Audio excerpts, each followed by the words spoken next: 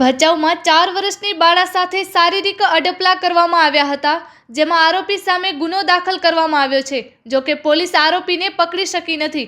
આ બાબતે જાણવા મળતી વિગતો મુજબ ભોગ બનનાર 4 વર્ષીય બાળાના પિતાએ ભચાઉ પોલીસમાં જણાવ્યું કે આરોપી ફૂલવાડીના અરવિંદભાઈ ઉર્ફે સાધુરામ દ્વારકાદાસ રામાનંદીએ વિકૃતિની હદ વટાવી હતી।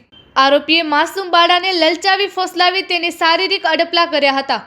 માસૂમ હેબતાઈ જતા વાલીની પૂછપરછમાં ખુલાસો થવા પામ્યો હતો, જે બાબતે ભચાઉ પોલીસમાં આરોપી સામે પોક્સો સહિતની કલમ તળે ગુનો દાખલ કરવામાં આવ્યો છે। ભચાઉ પીઆઈ ગુનો દાખલ કરી તપાસ હાથ ધરી છે। હજુ સુધી આરોપીની ધરપકડ થવા પામી નથી। છેલ્લા અઠવાડિયા દરમિયાન આ બનાવને અંજામ આપવામાં આવ્યો હતો। કુમળી વયના બાળકો સાથે આ પ્રમાણોના વલણથી તેમના માનસપટ પર પણ અસર થતી હોય છે। આ કિસ્સામાં નરાધમ સામે સખત પગલાં ભરવામાં આવે તેવી માંગ ઉઠી રહી છે। રિપોર્ટ બાય ગની કુંભાર, ભચાઉ।